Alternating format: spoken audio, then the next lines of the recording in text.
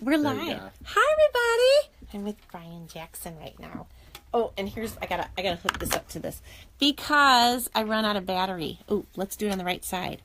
I'm so technological here. Here we go. We run out of lots. Mophie. They don't pay me.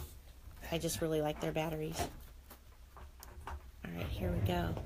Awesome beans. Hi, everybody. Good morning so far. Great Yes? morning. All right. Awesomeness. Oh, I need glasses because I can't see anything without glasses. All right, we'll get there. We'll get there, Brryan. I'm going to figure this out. I don't know why I'm so disheveled. Well, I thought I had glasses. It happens to the best of us. Oh, no. If I don't have my glasses, it'll be bad. I'll be like squinting and making you read things for me. Oh, man, I don't think I have them. Okay, that's all right. I will hold the paper super far away from my eyeballs. I have like really good long, like I can see for super far distances, but I cannot see close distances anymore. Oh, there's Patrick Murphy. Hi, Patrick Murphy. I swear, Patrick, I'm getting up our podcast very soon. I'm behind. I know. I totally am, but I'm getting it up soon. And there's Kristen. We have awesome people joining us. Yay. That's good, right? It's awesome. All right. Are you ready to be super chatty? We're all about chatty. Yeah. Do you mind giving me maybe just like what you have for breakfast? So I can get some levels and stuff. That's so Facebook. What did you have for breakfast? Yeah. I had some muscle milk. So I had my protein shakes, and I had my what else did I have? Probably some more protein. You were like protein man. I had some MCT oil, which is like pure fat. I know what MCT oil is. I have a friend that, what is she? Does keto? Yes, she's on a keto diet. And Yeah, she's, I'm on keto as well. All right. Okay. That's cool. Yeah, you can. You can be up on that mic. It's not gonna hurt it. But so maybe like if you want to pull that closer. Yeah, if you just want to get comfortable, pull that towards you. Yeah. But be comfy. Don't be eat comfortable. the mic. I just want to make sure because it looks like you're kind of forward. I don't want you to get comfortable and then move away from the mic later. As long as you're comfortable, as long as you're comfortable, that's fine. I just want to make sure that you remember there's a mic there. You know what I mean? Okay. But yeah, we should be good. It sounds good. I'm ready to roll whenever you guys can. All right. Does this work? Oh, and before you leave, let's take a picture. Remind me. Sure. And you have to be in the background because usually it's Sam. Yeah. But it's you today. I'll just be in the far, far background. No, it's hilarious. It's like a weird thing we do. I don't know why we think this is funny, but we do. So I just go with it. This was my breakfast coffee. I don't eat breakfast. Hey, then. Thanks for the comment. I know. Don't you just love him? He's such a great guy. He's so nice. I know. So Vernon was our, we did, that's where I met you. Yeah. Was that at the podcast one or was that at the branding? The podcast. That was at the podcast one. And then we did a branding one too, and Vernon was our moderator person. He's so like distinguished. Yeah. Yeah. He's great at it. He's one of the guys that I was talking to you about, like people who don't care to add value to themselves. He just wants to add value to other people. He's giver. Yeah. Exactly. We like those givers. Yes. Givers are good. We need more givers. Well, that's giving me trouble. So can you, if I just have this up here? Oh, I guess so, Rich. No, seriously, that'll be fine. So it'll be 3 sections. 9 minutes each, and so that's what that timer is for, and we'll wrap up first section and then we'll wrap up second section and then we'll do third section. I remember you talking about like I have to talk a lot, or you're gonna like choke me and be like, I won't choke more. you. Okay. I usually don't resort to choking. Okay. Usually. Some people need to talk, but I got that covered. I've been speaking since I was born. So well, that's a good thing. That's what my mother it. said about me. She said she came out talking. It's like hey mom, what's up? I was tired of being in there. What's out here? Wow, this is interesting. All right, we're ready when you are. You'll have to give us the story behind Maroon Platoon later. Oh, I will.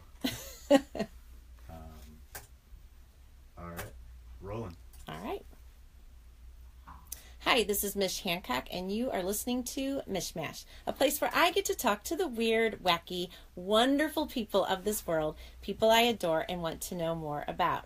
Today, my guest is Brryan Jackson. He is an international motivational speaker. He is a native to St. Louis area and has an extraordinary story of survival to share. He believes that one's choice is either victim or victory. And I already know your choice is victory, isn't it? Yeah. Yeah, right. So when I met you, and this was at a podcast panel that I was on, that UMSL was doing for their MDMC, is that a fabulous? It was a very, very fabulous event. I mean, I learned a lot of new things. I refreshed old things. And it was awesome. Incredible. And I got to meet new people too. So. Yeah, see, that's what's so good about it. I got to meet you, and you're like, hi, here's me, here's about me, and we worked together at a TEDx before. Yes, the very first one. At the Magic House. Oh my gosh, see, that was a youth event. Yes. Yeah, that feels like forever ago. It does feel like forever ago. It really does, doesn't it? Wasn't it like 3 or 4 years ago? That's all. But it just seems like it was like, because I think when we first started TEDx, we were all like, let's do another event. Oh, that was fun. Let's do another one. And then after a couple of years, we're like, wow, this is a lot of work. Maybe we should settle down a little bit, and concentrate on a bigger event and grow it from there. So, yeah. So it's like we did 27 events in like this much time. Wow. No, I'm exaggerating a bit. Okay, so you had, at this conference, you handed me a piece of paper that was information about you, and I was so touched by it. I was like, what an extraordinary story. Needs to be told. And what I love so much is that you have shared with me that the whole reason for sharing this story is to help others, is to be in service to others. So tell us your story. When I was born to a very loving mother and a father who was very questionable. At first he wanted a kid, but then he didn't want one. So fast forward to 1992 when I was 11 months old. My father made a surprise visit to the hospital I was staying at when I was having an asthma attack. Got my mother out of the room, and this is where it was predicted. He was a phlebotomist, or a blood technician, so he stole HIV-tainted blood from his workplace and intentionally injected me with the HIV virus, hoping I would die off and he wouldn't have to pay child support. Not only was it HIV-tainted blood, it was also incompatible blood. So my vital signs were freaking out, going all over the place. 24 hours later, they were able to get me to another hospital and stabilize me. Doctors thought that was the weirdest thing. However, at the end of the day, they predicted I have a normal, healthy, happy life. And sent home from the hospital. And my dad probably stayed around in the picture for about a month later. And told my mom, don't worry about looking me up for child support. She didn't think much about that until 1996, when I went from being this playful, happy, energetic 5-year-old to this bloated, feverish, sick kid. And doctors tested me for numerous diseases, even rare ones that don't exist in other countries. And then finally it came down to, I know this is impossible, but let's test them for HIV. The results came back. I was diagnosed with full-blown AIDS. So my T-cell count was at 0. I had 3 opportunistic infections. They put me on 22 oral medications, 3 IV antibiotics, 2 injections daily. And after coding twice, the doctors sent me home to die, giving me 5 months to live. Told my mom to start working on funeral arrangements and hospice arrangements and all that. But 5 months passed, and I wasn't supposed to see the age of 6, but this past year I celebrated my 26th birthday. I'm kind of speechless because I can't. Okay, I'm gonna get upset. I just can't believe how evil that is. I just can't believe how evil that is. So, how did you get to a place where you could forgive this man? So, I was doing I went through a lot of bullying, and I had to start having these, You know, when I say you can either live the role of the victim or the victory, that's all about the perspective shift. Right. Oftentimes people will say, hey, we need to move mountains. And no, normally we don't need to move mountains. We just need to take 2 steps to the other side to get a better view. I love it. And so there was a moment my sophomore year where I felt like I was stuck in traffic. You know, where you're going somewhere, but you just can't get there. And I'm not talking about people who like are still sitting in the driveway. I'm talking about people who are on Highway 70 at 5 o'clock. I'm here and I don't know what to do and nothing's moving. And I found out we have a lot of baggage, and a lot of baggage we have is because we have bitterness for the past. And in order to pursue life's fullest, what life has to offer for today, and give hope for tomorrow, you got to let go of the past. I mean, the biggest saying is, hey, we can't change the past. You can't. But we can do something today that brings hope for tomorrow. And so I was doing a lot of searching, and as a Christian, I was just keep on reading these verses about forgiveness, and they just keep on like coming at me. I wasn't looking for them. It's just like one of those moments where it's like, get out of here. Someone's trying to tell me something. I'm just seeing well, and you were listening, obviously, because you were paying attention. You were getting the messages. Yes. Right.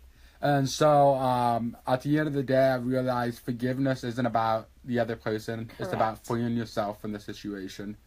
And that means so you're no longer identified by what they did. You're no longer, you're identified by where you're going and who you are. And oftentimes people think that forgiveness means forgetting. And I don't believe that, because your most valuable asset in life is your heart, and you have to protect it. Right. But I tell people all the time, you know, if you want to pursue a relationship with somebody who has hurt you in the past, like, proceed with caution. Well, right. Proceed with caution. Right. Set up boundaries. There's a healthiness to boundaries. Right. In life. And so at the end of the day, when I forgave my father, that's just when my house started turning for the good. You know what? I felt this huge weight lift off my shoulders. I was even forgiving people in my past, but you know what? My health kind of did a turnaround where I'm now what they call undetectable. So my viral load has been sustained, and my T-cell count is on an all-time high, giving me a 0% chance to pass another virus. So the big picture here is I hope to be a daddy someday. And because I let go of the past, right, I did something for today that gives me hope for the future. Oh my gosh. So do you have any, I mean, is he still alive? He is still alive. He's serving a license in prison. He was actually up for parole last year, which I went to speak at his parole hearing, and said I don't feel like he should get out because forgiveness does not mean forgetting, and exactly, forgiveness is not about them, and it's not about excusing them from paying the price. Right. So I think everybody should be held accountable for their actions, regardless of what you're doing, because it's about you, not about them. Well, right, and certain people should not get to hang out in society. They've proven that they shouldn't get to. So, and so how did they figure out? Like, how were they able to figure out it was him? Because at first they didn't know what was going on, right? They were like, "What in the heck?" Right? So it all came back down to a huge investigation, which this court trial was one of the very first televised court trials in history. But also they did background checks on everybody in my family. Them were tested, and then it came down to the saying and the people who were like, he's really weird, like he tries to be a doctor at work, and like all these things kind of led up pointing towards him. But I mean, last year at his parole hearing, he did admit to intentionally injecting me. We're going to take a quick break, and we will be right back with Brryan Jackson. Wow.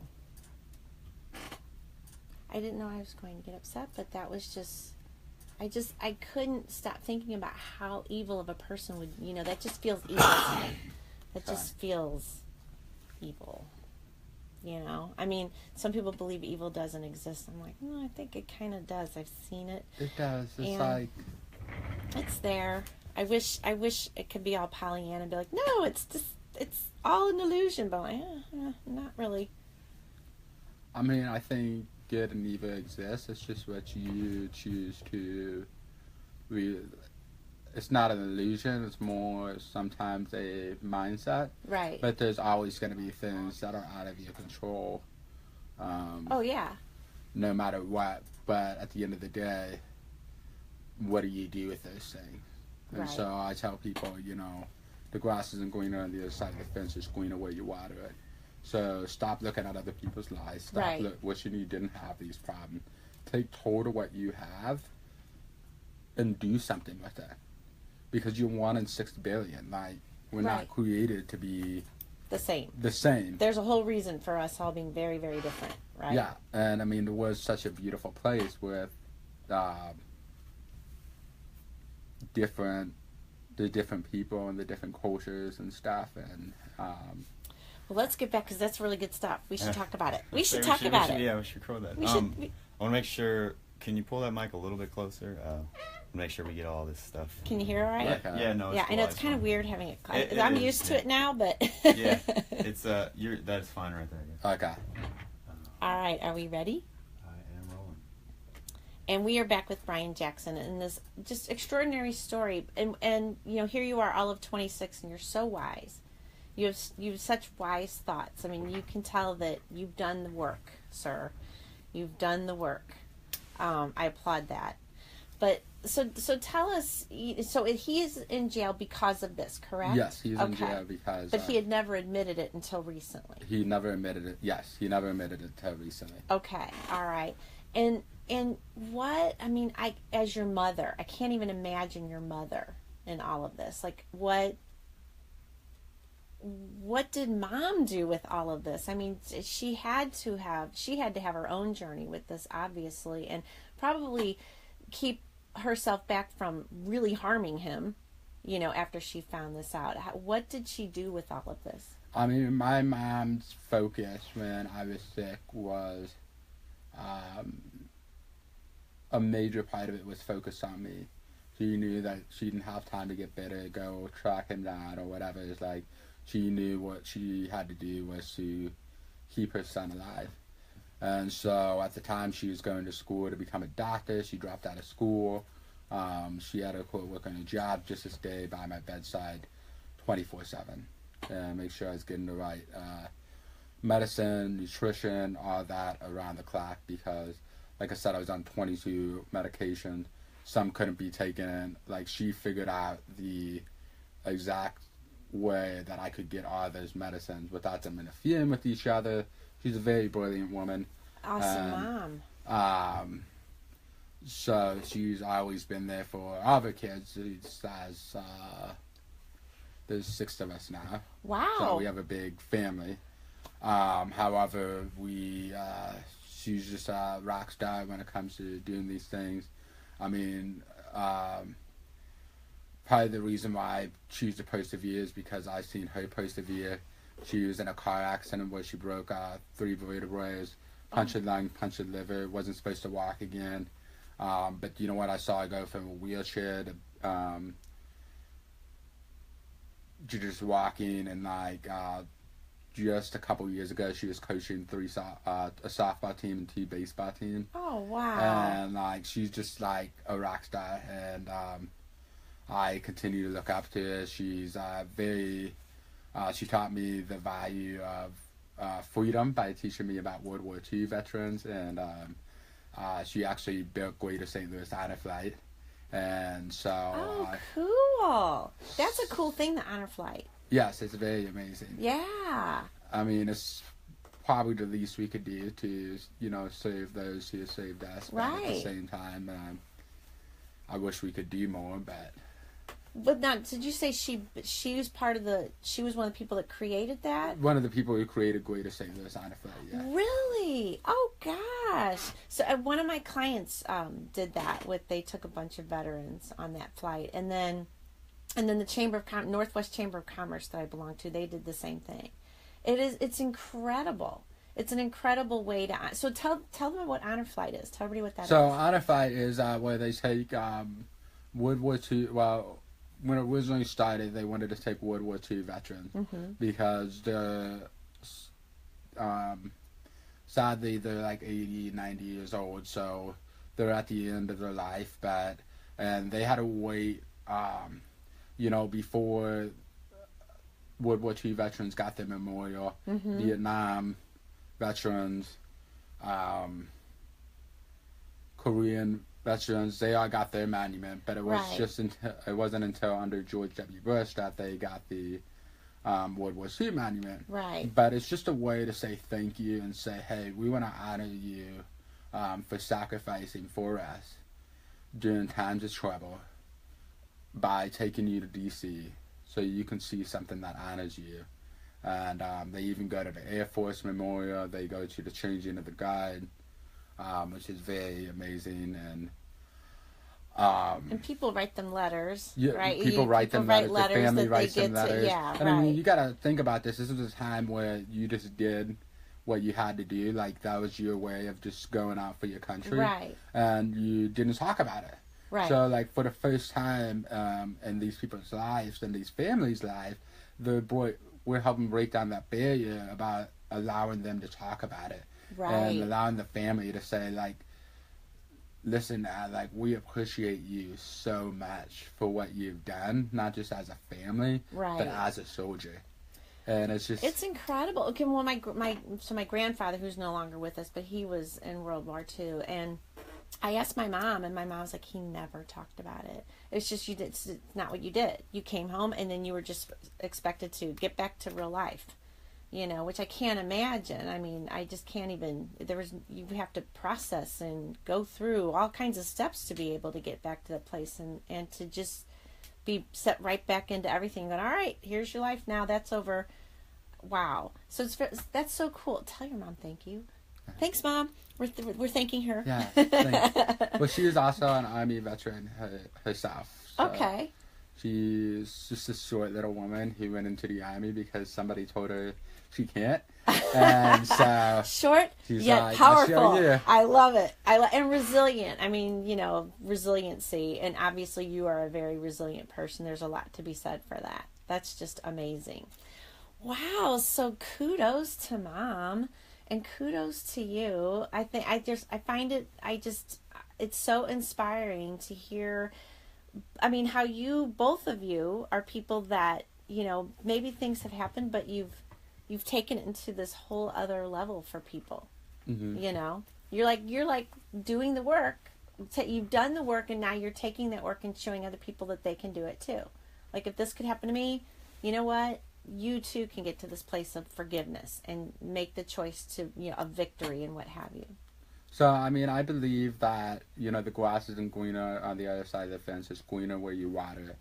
And so that means that we're going to have to get out there, get muddy, get dirty, and, plant those flowers, plant those things. Like, it's just not going to naturally happen. But the beauty of rain sometimes, maybe the rain doesn't come to destroy. Mm-hmm. It's just some days, I know I'm a little bit lazy to get up and water my own garden, and so that's a nice funny way of saying, like, here's some sprinkles for you. I think Missouri has too much of that right now. Right now we've been over-rained. But we could tone it down a little bit. And, right. When it rains now, aren't you like, okay, we don't need any more? I mean, the best way to do anything in life, to produce your goals, your riches, your success, is definitely hard work. Mm-hmm. Life doesn't get handed to you on a platter. I mean, I speak to kids about this all the time. About I asked, who's really an overnight success, and they say, Kim Kardashian or something, and I'm like, no, you got to realize, like, nobody knew the Kardashians until O.J. Simpson happened, right? And then Kris Jenner, from that day forward, has literally been playing it out until this moment in time to where they explode. And so hard work needs to be consistent and continuous, and you can't give up, because that's where I say, suffering produces perseverance, and perseverance produces character, and character produces hope, and hope does not fail. And so when we have those stormy days, the storms aren't the problem in life. What the problem is our lack of hope. Right. And we need to grow our hope, and we need to grow our dreams and think so big in our dream that there's a special place for us, because we're all unique in them. Stop trying to be the next person. Stop trying to be, this person and that. But like, be you. Be you. And do it well. And put the hard work and effort to show the world what you're made of.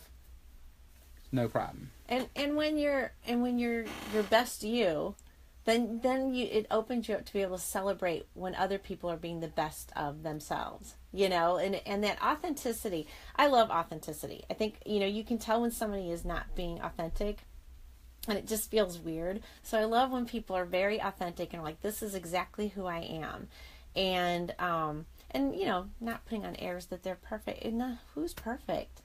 Perfect is boring. And on that note, we are going to take another break and we will be right back with Brryan Jackson. And now I get to ask you questions. It's question time. Okay. Are you already asking me questions? Oh no, these are questions that just kind of jostle things up a little bit. Take us on to a new path, if you will. Okay. What does your tattoo say? It's French for I surrender all. Oh, yeah. Cool. Did it hurt getting it there? It did. Because isn't that like kind of a tender area? It's actually area? a funny story. All right, I'm going to ask you. Don't tell me. No, I can't. My grandma's on Facebook. Can't. Oh, we won't tell Grandma. I gotcha. Okay. We won't. So tell me then. Okay. Well, no, it's live right now, though. Will Grandma watch That's okay. This? Okay. Grandma, don't watch. Shh. Grandma, anyway, close your ears. It did hurt. It's supposed to be smaller. I just wanted it on my collarbone there. But my friends took me, dropped me off at the tattoo shop, and they left before I could even see the size of place in it. And so, are they still basically, there was this very beautiful girl in there, and I was just like, okay, if my friends aren't here to tell me what it's like, then I'll go with the beautiful girl. I asked the beautiful girl, and she's like, oh, I like that. That's good. And I was like, let's do this. But the reason why it's French is because actually growing up, my mom took a lot of French classes, and she taught us French at a young age. And so, really? Yeah. That's so cool.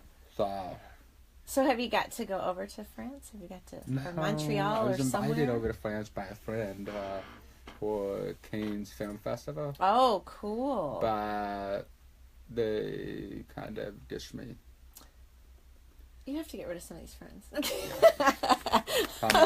Okay, are we ready, Rich? I'm in the season of weeding out the people who matter. Yeah. Not everybody gets to hang at all. Yeah, because some people are like, you're not making the cut in friendship. Yeah. I mean, I love people. So do people I. Are my passion. I love to be friends with 6 billion people, but ain't nobody got time for that, right? So you gotta pick and choose. I mean, life had the funny way. The reason why we have jokes are the people who betray us in our friendships, are the people who are just wishy-washy. Right. That's probably, life's way of saying hey, get rid of them. This you don't need this. Because the goal is to find people who matter. Right. Find people who you can build up and they can build up. But I mean, I've had just tons of people who've utilized my resources and then got ahead and left a picture or used my story and then left the picture and stuff. And so I'm finally at a place where I'm more wise and recognizing that. And right. I'm not going to be bitter and not help people. But at the same time, I'm very stern and forward. Discernment. So. Discerning. I love the word discerning. Just I will be discerning in who gets in and what have you. Are we ready? Should we go? All right, I'm rolling. Okay, so we are with Brryan Jackson. It's question time. Yes. Are you ready? These are all easy, though. So, who do you most want to hear your story? If I could just bring somebody in right now and say, okay, you get to hear this story. He wants you to hear this story. Who would it be? I believe that I would like anybody to listen to my story. I mean, it's not just about my story. It's just a conversation for life. And I want to start that conversation with anybody I can. majority of my audience when I'm speaking is to high schools and colleges. I'd love to expand, get into conferences and corporate, because I believe that everybody can benefit from hearing the story, but we can all benefit really from just having a conversation of life and shifting our perspective and our mental health and our physical health and our spiritual health, and just be ready to rock and roll. Not tomorrow, but like that next hour. And that was a really good answer. Okay, high five. That was an awesome answer. That was an awesome answer. I love that. I love that. That's like one of my most favorite answers ever. That was very good. A+ on that one, Brryan. Okay. People Magazine actually featured you as a hero among us. So do you have a personal hero? Or heroes? I would say my mom's my hero. You know, she's just a force to be reckoned with, and she's helped me through so much, and we continue to help each other so much. I'm not embarrassed to say I'm a mama's boy. I'm not one of those big mama's boys, but at the end of the day, you know, mom's just done so much. Like, I just can't figure out a way to repay her, and so she's like my number one here.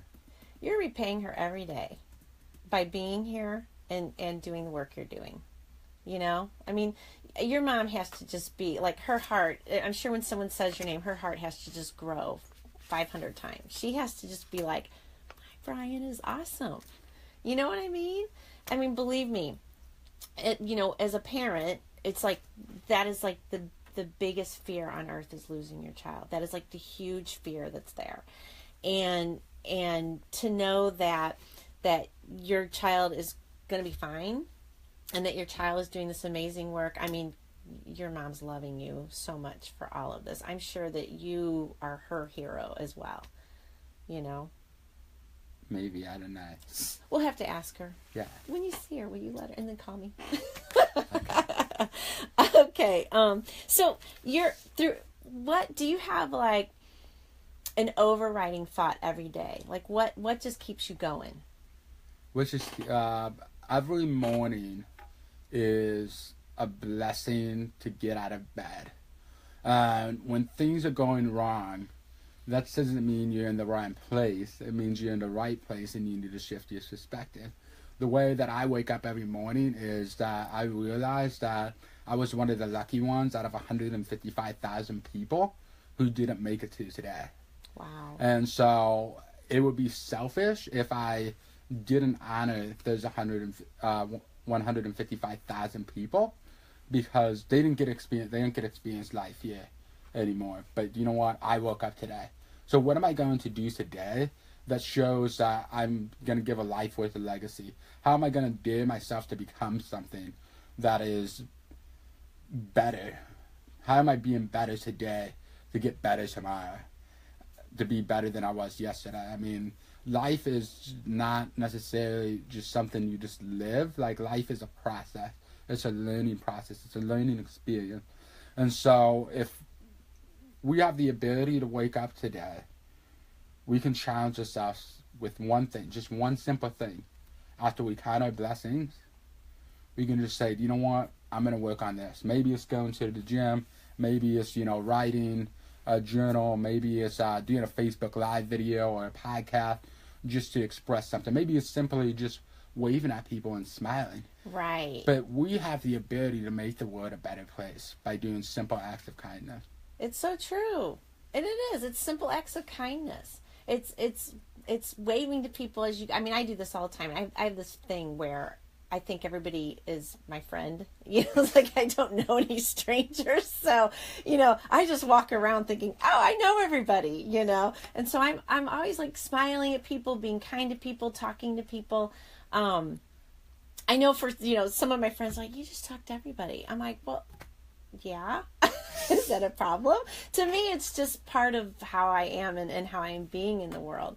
But I love that idea, and I think it's just, if you can walk around with that smile on your face and just spreading joy, I mean, that's pretty awesome to live that way. Don't you agree? Yeah. Yeah. I mean... life isn't about what you can get. It's about what you can give. And that if you give all of it away, you have nothing to lose. Right. But you also have everything to gain. Exactly. And you can gain people instead of things that are not valuable. Like, sure, TV has a $600, maybe a $6,000 value these days. It's because they're as big as movie theaters. But at you know this what? point. TVs are replaceable. They have a false value in this world. It's just a complete markup. But you know what doesn't have a false value? People do not. And you can't mark up people. But at the same time, like, embrace people, embrace your passion, and just simply embrace life with them. And that's what's going to make the world be a better place. And be loving. Be loving in your actions and your words and what have you. That's awesome. Thank you, Brryan Jackson. This was a wonder. I thank you. I thank you for being the person you are. I thank you for taking that story and saying, I am going to now do better with all of this. I'm not going to be that. I'm not going to live in my victimhood and give up. I'm going to choose victory, and I'm going to go out and help the others do the same. I think it's fabulous. We need more people like you. Thank you so much. But I know there's only one you, because we're unique. Yeah. All right. Well, thank you, sir. And there's one last thing that I would like to challenge people on. First off, there's a question I ask people. Well, it's more of a statement. I said, you can either see the world for what it is or what it can be. And one is a person who lives in the now, and one is somebody who lives in the future and can start seeing the better things, and one is an aspect of hope. So when we think of the world of what it can be, that is hope, and hope is vital, and we need to continue to play on that. But thank you for having me here today, and if any of the viewers that like to follow my journey, they can check out my website, which is Brryan, Brryan Jackson, JACKSON.com. Or I'm on Instagram, Twitter, and Facebook, just at Brryan, Brryan, 2 R's. Don't forget 2 R's. Yeah, right? Yeah, Did your mom, is that legally your name with the 2 R's? With the 2 R's. Why, does she have a story about the 2 R's? I think it was a cold day. No, I'm kidding. That's so funny. No, there's like a huge story behind that, and if I'm ever on your show again, and we have more time. Oh yeah, we'll have to share that. Is it anywhere? Can anybody find it? Have you ever written about it? No, I've not written about it. I've written about it in my book, which hopefully will come out. There you go. Sooner than later. All right, awesome. So you got to get the book. Yes. If you want to know the 2R story. I need to find a publisher, so... And if anyone out there wants to publish a really good book, you can call me and I'll get you in touch with Brryan. How's that sound? Sounds good. Awesome. Well, thank you, Brryan, so much for your inspirational story. Thank you so much for sharing it with the Mishmash podcast audience. We appreciate it. And everyone out there, make sure to subscribe to Mishmash on iTunes. Love you all so much. Have a wonderful, wonderful day. Bye. Are we done? Thank you. Oh my God, that was so wonderful. Thank you. I have to hug you after all that. Thank you, thank you, thank you, thank you. Oh my gosh, that was wonderful.